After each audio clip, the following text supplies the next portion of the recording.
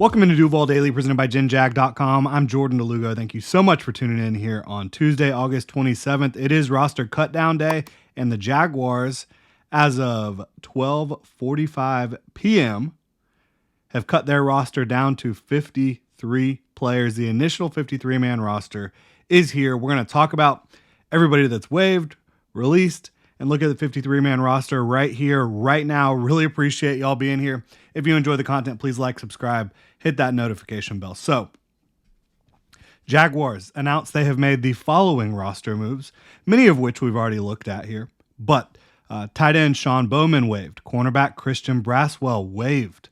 That was a big surprise. Running back Gary Brightwell waived. Brightwell, he's a guy that made a lot of plays for them in the preseason. Looked strong running the ball, but it was a crowded running back room, right? Wide receiver Joshua Cephas, somebody that had some expectations as an undrafted free agent, did not make the initial 53, right? Defensive end DJ Coleman, not on the initial 53. Wide receiver Elijah Cooks waived, not on the initial 53.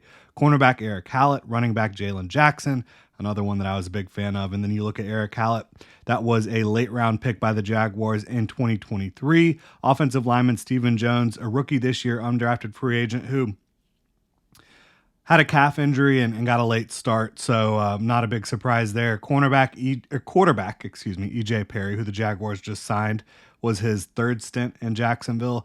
Safety Josh Proctor, wide receiver Austin Trammell, who was very good for the Jaguars throughout the preseason. Offensive lineman Darrell Williams, who was expected to be on the outside looking in, but I do think played fairly well for them. Those are all the players that have been waived, and the Jaguars will likely try to get some of these players back on their practice squad.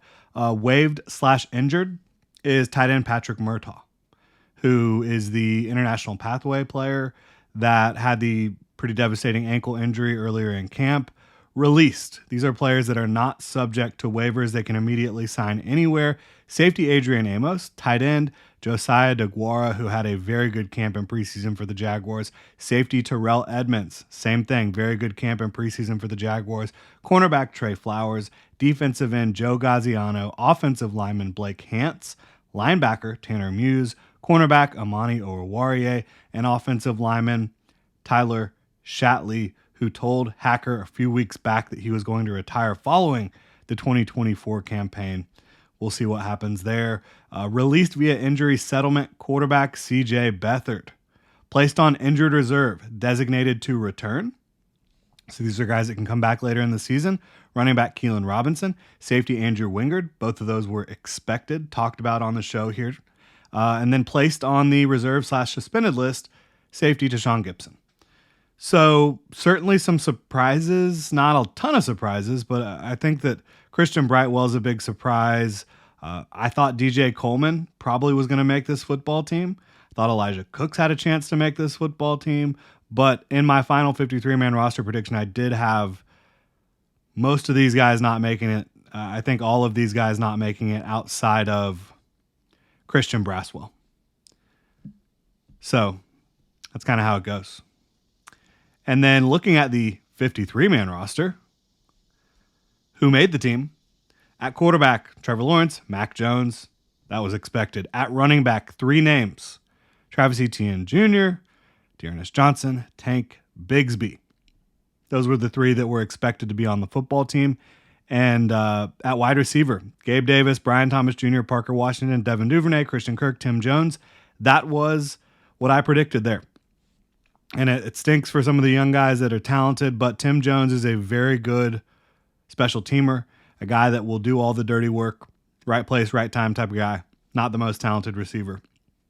At tight end, they keep the same 3 that they kept last year. Evan Ingram, Britton Strange, Luke Farrell. At offensive line, you've got 10 players here. And these are not in depth chart order. These are in numerical order based on the Jaguars press release here. Javon Foster, rookie 4th-round pick. 65, Mitch Morse, starting center. Brandon Sheriff, starting right guard. Cole Van Lannon. That is the Jaguars' backup tackle. Walker Little, another backup tackle. Cam Robinson, starting left tackle. Cooper Hodges, backup interior offensive lineman. Ezra Cleveland, starting left guard. Anton Harrison, starting right tackle, and Luke Fortner, backup interior lineman, which means Blake Hance is not on the roster. Did we say his name already? I think I did have Blake Hance making it, but he is not on the 53-man roster for the Jaguars. At linebacker, Foye Oluokun, Devin Lloyd, Chad Muma, Ventrell Miller, Yasir Abdullah, Caleb Johnson. That is how I predicted that room to go. I think Yasir Abdullah has some hybrid ability as an off-ball linebacker, Sam linebacker, and an edge player. Defensive backs, they kept 9 defensive backs. Andre Sisco, Darnell Savage, Daniel Thomas, Jarian Jones, DeAndre Prince, who some people kind of question, is he going to make the team? I thought he would make it. Ronald Darby, Antonio Johnson, Buster Brown, Tyson Campbell. Pretty chalky stuff there, nothing crazy. The safety room is looking exactly how I expected it to look. Cornerback room, I had Christian Braswell making it, who did not. So nothing shocking there. Defensive line.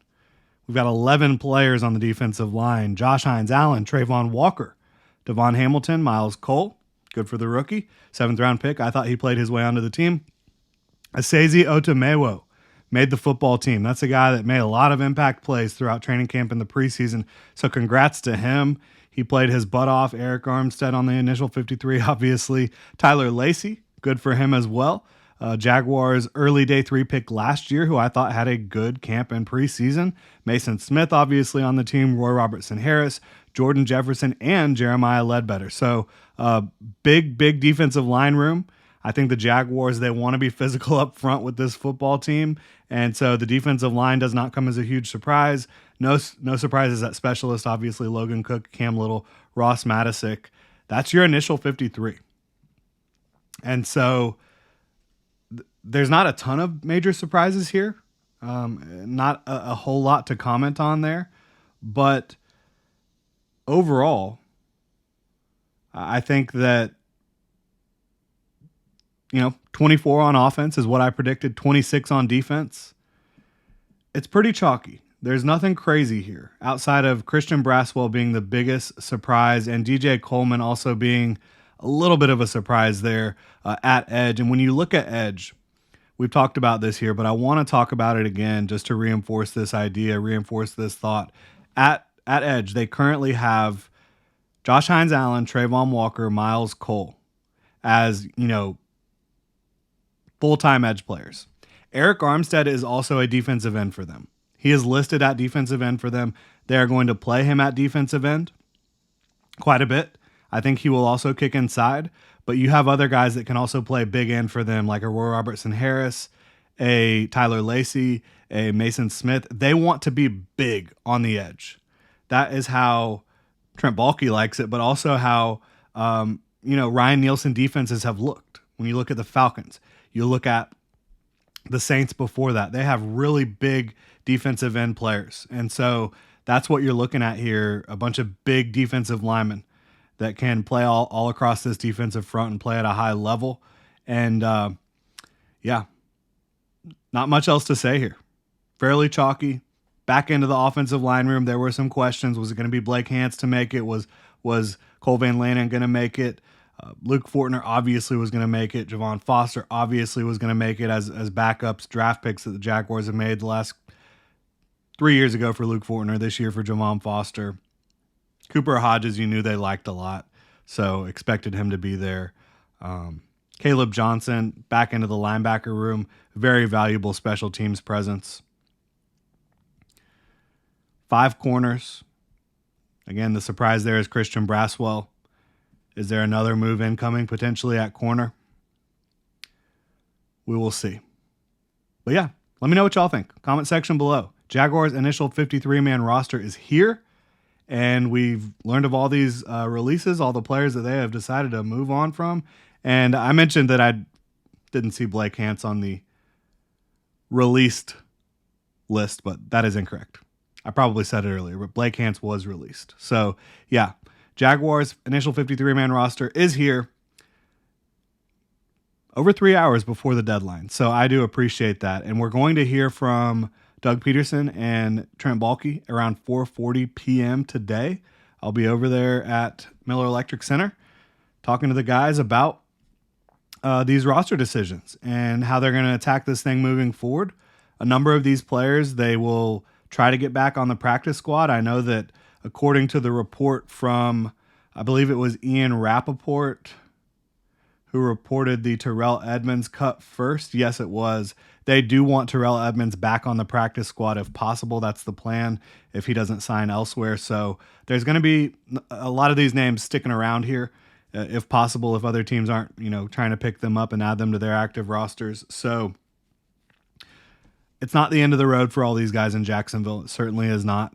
And we'll just have to wait and see what happens there. But initial 53 is here. Let me know what y'all think in the comment section below.